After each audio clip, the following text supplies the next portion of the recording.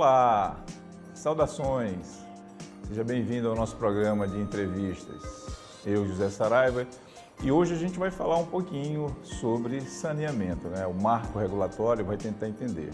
E para isso a gente convidou nada menos do que o nosso amigo, o engenheiro Marco Aurélio Freitas, presidente da CAEMA e uma pessoa muito querida minha aqui. Então, doutor Marcos, satisfação tê-lo aqui, obrigado por aceitar o convite e a gente vai trocar uma ideia sobre o marco regulatório e saneamento. Saudações, Saraiva, cumprimentar você, Moreira Serra, pelo programa, todos os telespectadores. Acho que a gente vai fazer um bom diálogo sobre saneamento, especialmente do estado do Maranhão.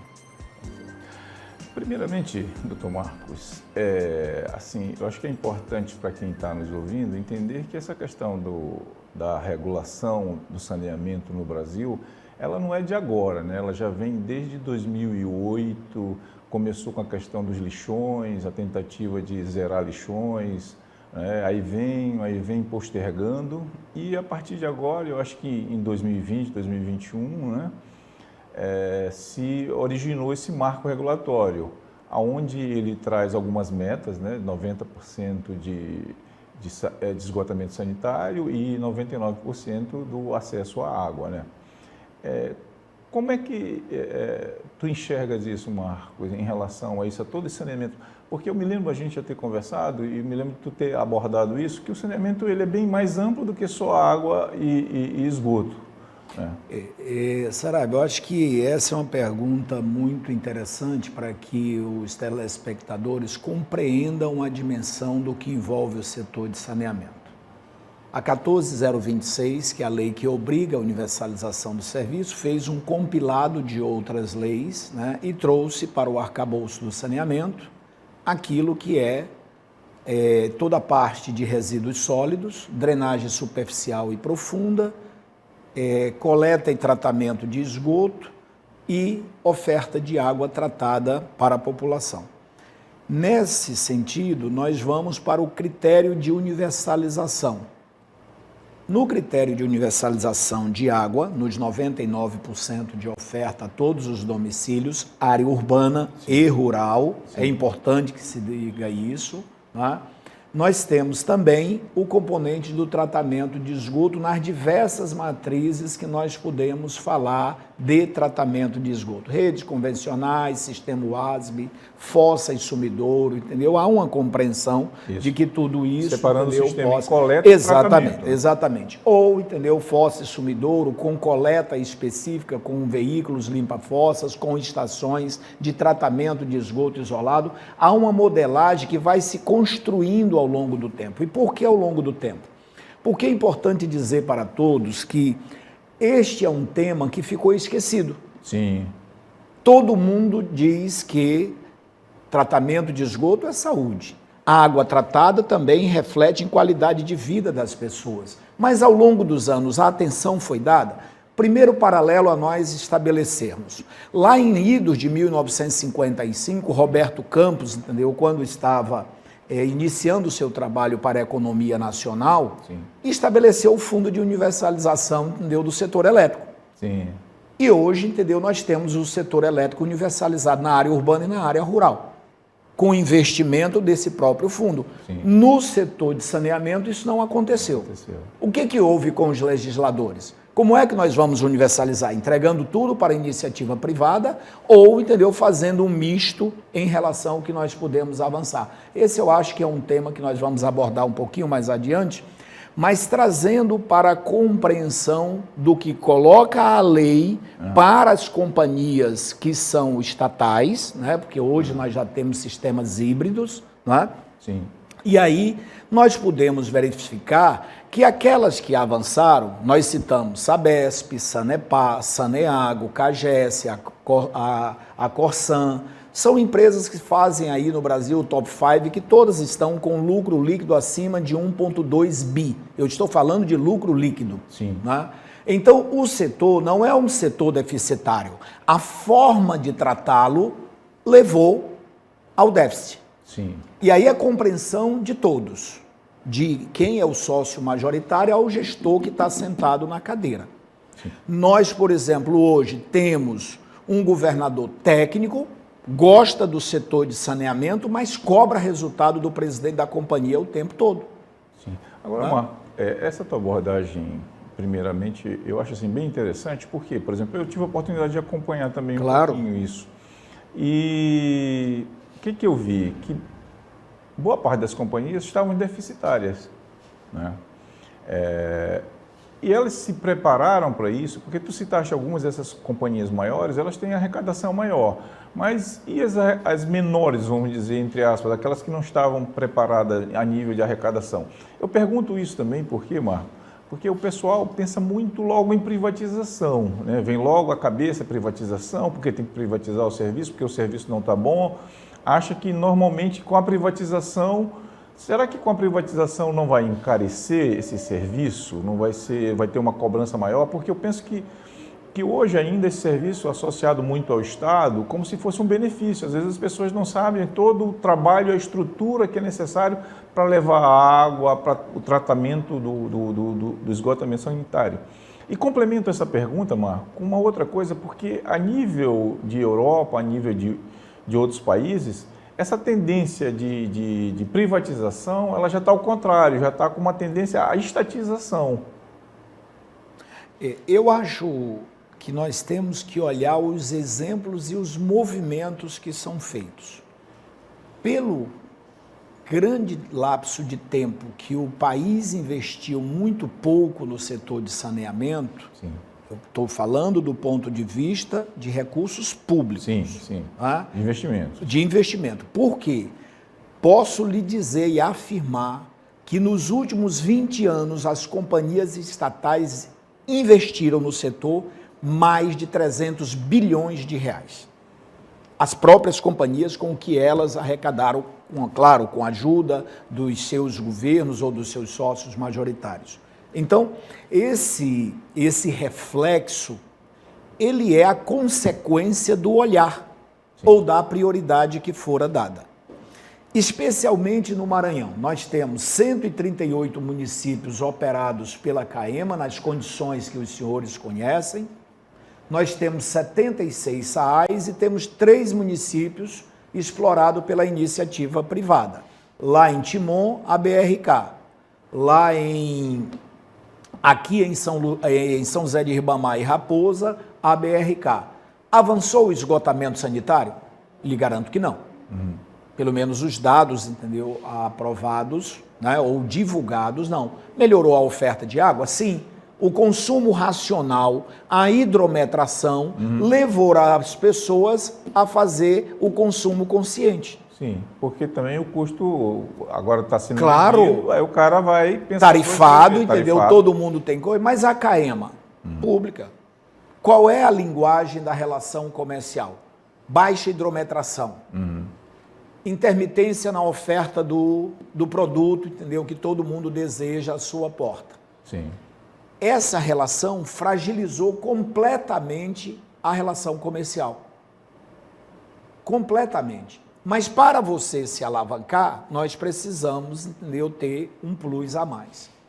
Em relação àquilo que nós olhamos para o mercado, eu vou dar exemplos, entendeu, do que é possível ser feito. Parcerias público-privadas, Sim. subconcessões, concessões plenas. Sim. Quando é que você, entendeu, tem em oferta isso? Quando o estudo da reestruturação ou da nova estruturação está pronto. Sim. Então, o governo do Estado, através da Secretaria de Planejamento do Estado, e tem um grupo de trabalho técnico cuidando, que está vinculado à Secretaria de Governança do Governo do Estado, com o doutor Luiz Fernando, à Secretaria de Planejamento e à CAEMA. Contratou-se o BNDES e ele tem que colocar à mesa o cardápio. Mas ao final do estudo, nós estamos em pleno etapa de estudo. Visitação de campo do corpo da engenharia, diálogo com os SAAIs, que é muito importante. Vejam que cidades como Bacabal, Caxias, Codó, Grajaú, Balsas, que são municípios extremamente importantes, Porto Franco, Estreito, estão fora do nosso sistema. Sim. E precisamos falar de universalização de serviços de oferta de água e de esgoto no todo. Então, a compreensão do estudo do BNDES não é apenas a parte tocante à CAEMA, sim, mas o olhar para todo o Estado. Sim. Né? Nos dois componentes de nossa responsabilidade, tratamento de esgoto e oferta de água tratada para a população. Dito isto, nós vamos aguardar os estudos para poder avançar. O que mudou em relação à Europa? Sim. Custo tarifário. Os pedidos, entendeu, de tarifa para renovação daquilo que é necessário ainda ser feito, extremamente elevado. A população, entendeu, queixou-se, o poder público, entendeu, tem caixa, entendeu, resolveu fazer uma outra maneira. Então, pode ser verdade que a privatização leve a um aumento de tarifa. Sim. O que vai determinar isso? Uma boa agência reguladora. Sim. Acho que nós, entendeu, vamos fazer isso também dentro do estado do Maranhão. Por quê? Porque os critérios de análise, além da nacional, passará pelo crivo da estadual. Sim. E aí o modelo vai se autorregular, né? Os investimentos, tanto para a operação, que é chamado OPEX no mercado, como para investimento naquilo que é ampliação, que é o CAPEX, é o que vai determinar preço. Mas preço para quê? Para investimentos dentro desse cardápio que nós falamos aqui. Porque, Marco, eu lembro bem que nós tivemos a oportunidade de participar do programa Luz para Todos, né? Sim, época, né? Sim. E eu sempre faço muito essa comparação, e tu inicialmente até falou sobre isso, fazendo a comparação do sistema elétrico, né, com todo o sistema de saneamento, de oferta de água e tratamento de esgoto.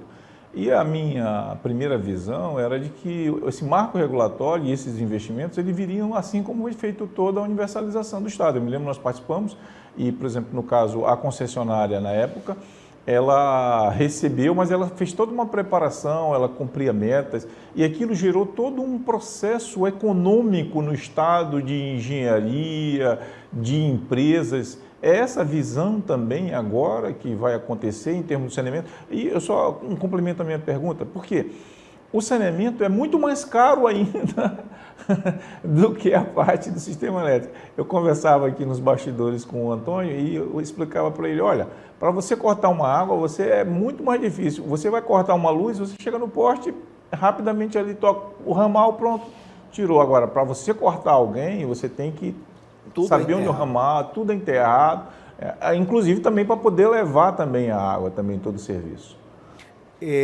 Saraiva, a compreensão da engenharia determina o volume de serviço que nós precisamos ofertar. A engenharia da companhia, e eu quero aqui fazer justiça com os funcionários da CAEMA. Sim. Se nós temos uma mão de obra preparada dentro do setor de saneamento, isso foi construído ao longo de 58 anos. Sim. Não foi de uma hora para outra. Você tocou em relação ao Luz para Todos. O apagão do setor elétrico também aconteceu. Eu sou oriundo da Universidade Federal do curso de Engenharia, saíam de lá, da engenharia elétrica, como da engenharia mecânica, como da civil, de 20 alunos que entravam numa turma, saía 4 ou 5. Sim, sim. Porque a exigência da qualidade da formação profissional, entendeu? Às vezes era tamanha que o profissional resolvia sair e concluir outro curso. Nós vamos passar por esse apagão, mas antes disso, entendeu? Estou levando para a companhia quase 100 jovens de nível superior da área de engenharia, da área de química, da área de engenharia florestal, né, da área de química, meio ambiente, para a gente preparar essa mão de obra para rejuvenescer a companhia. O investimento está trazendo essa primeira movimentação. Isso. Além disso, o governador Brandão tem uma sensibilidade muito grande com a questão do emprego. Nós, através da APEMA, também fechamos com o IEMA, fechamos com o IFMA, está aí, entendeu? O edital já saindo para mais 200 jovens de nível médio, eletromecânicos, eletrotécnicos, químicos, né? Então, uma gama de profissionais que nós precisamos colocar dentro da casa, para quê? Para oxigenar a nossa força de trabalho, rejuvenescer e entregar serviços, entendeu? Um pouco mais forte. Tá?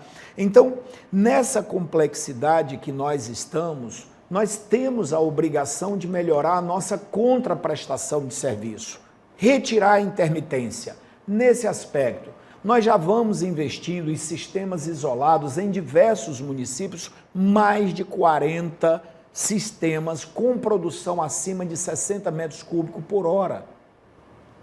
Esse esforço é a companhia que está fazendo diante de toda a situação de dificuldade financeira que nós passamos. Uma companhia deste tamanho, que se você for comparar com as outras companhias, eu dou o exemplo da Deso, em Sergipe. A Deso é do tamanho, o estado de Sergipe é do tamanho do município de Grajaú.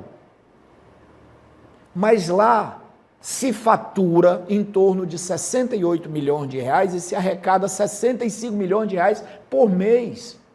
Sim. A Companhia do Estado do Maranhão fatura algo em torno de 68 milhões de reais e recebe 40. É evidente que o estoque que fica mês a mês não tem como manter essa empresa. É por isso que eu peço a quem está nos assistindo, se confiarem no nosso trabalho, paguem as contas. Importante. O ticket médio é R$ 65. Se pagar, vocês vão ver a efetividade dos serviços acontecerem. Isto, entendeu, foi a determinação que o governador Brandão nos deu. E é isso que nós estamos fazendo com os nossos técnicos.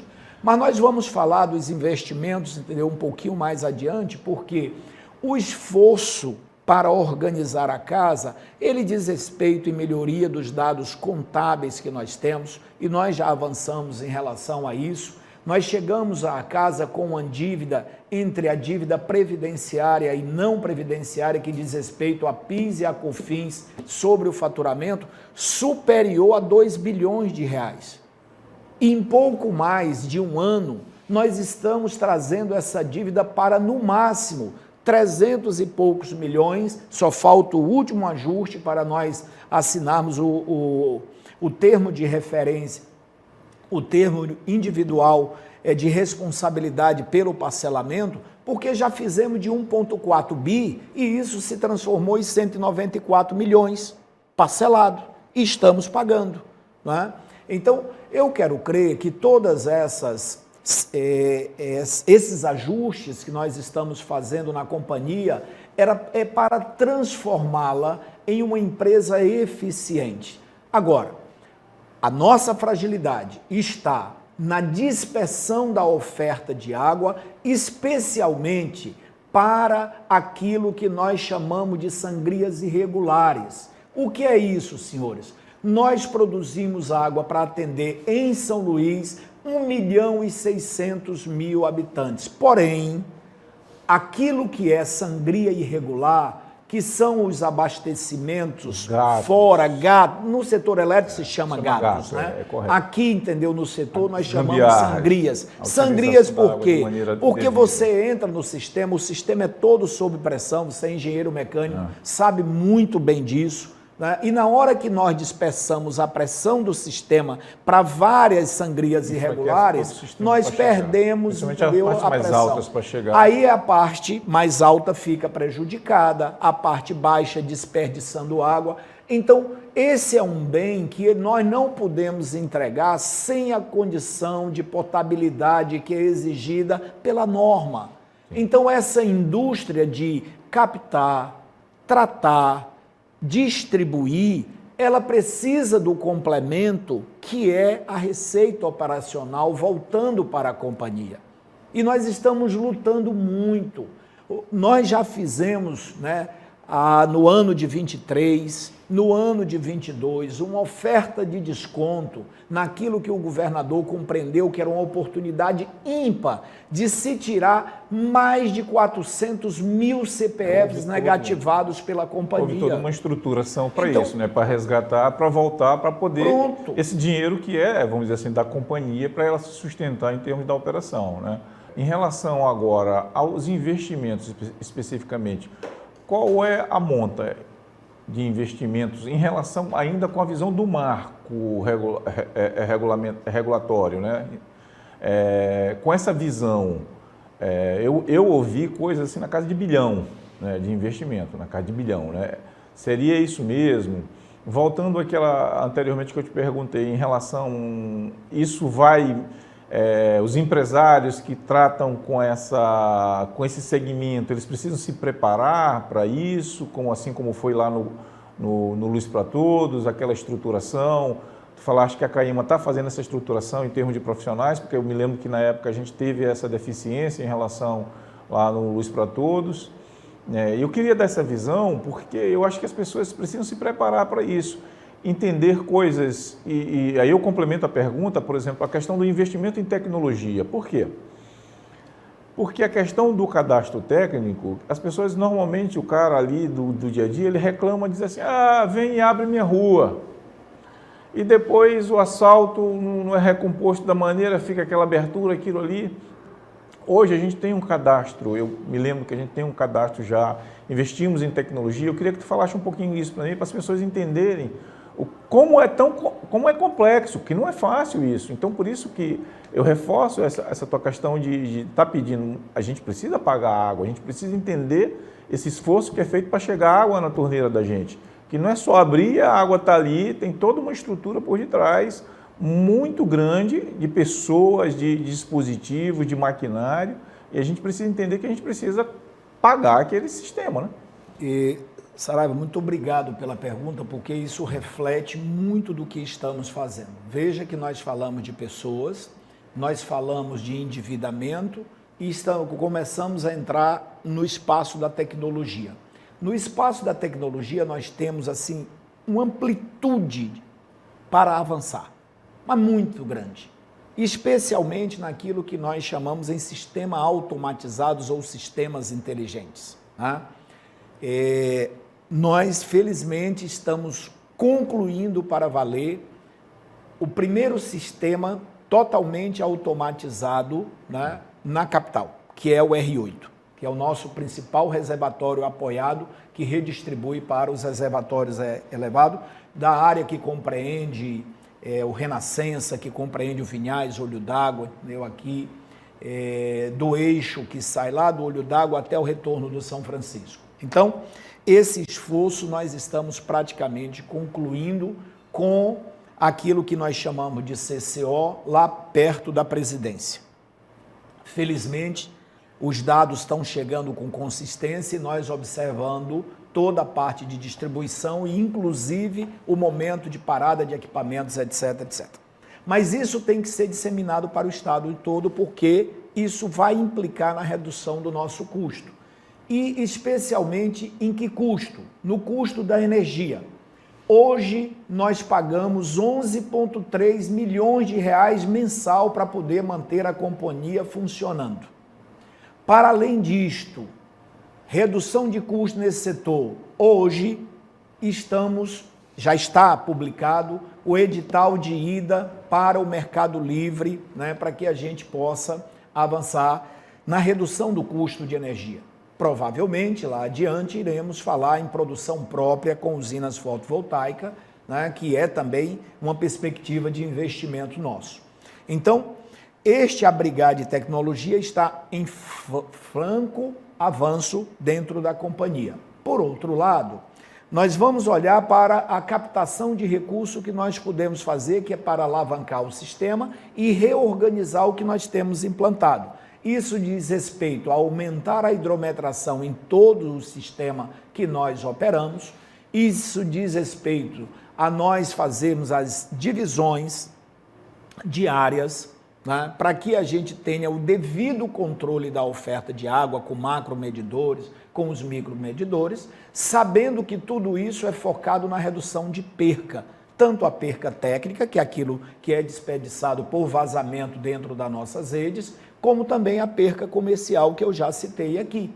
Então, esse conjunto de ações que nós estamos elevando, nós precisamos um pouco mais de tempo, que aí vem o grande problema que nós temos face a 14026. 2025 é o nosso horizonte. Sim.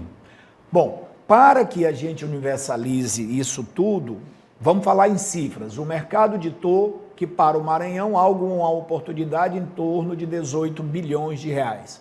Significa dizer o quê? A nossa força de trabalho hoje é de 1.680 funcionários. Nós precisamos chegar a 6.000.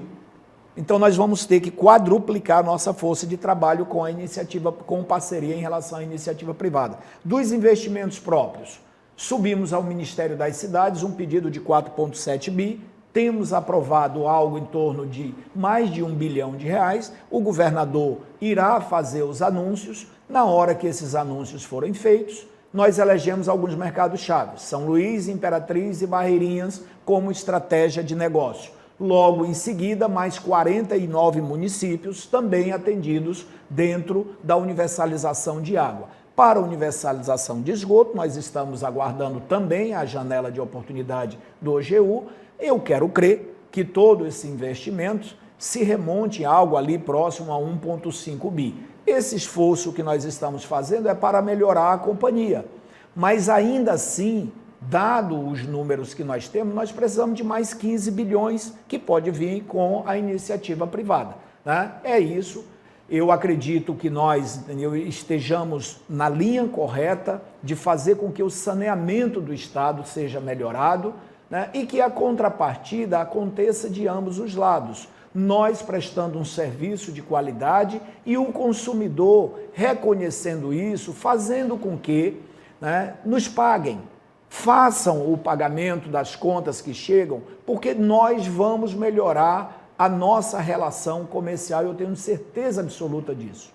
Galmar, agradecer a presença, a conversa, eu acho que foi muito elucidativa, eu acho que as pessoas que vão ouvir vão entender a necessidade do saneamento. Se quiser fazer rapidamente aí, só algum recado, alguma coisa que tu acha que é importante finalizar. Eu quero agradecer primeiro a você, que é um dos brilhantes engenheiros que nós temos dentro do Estado, liderando esse programa, ao Moreira Serra pelo espaço. Agradecer ao governador Carlos Brandão pela leitura que ele tem da questão do setor de saneamento. Nós precisamos avançar muito e ele reconhece isso.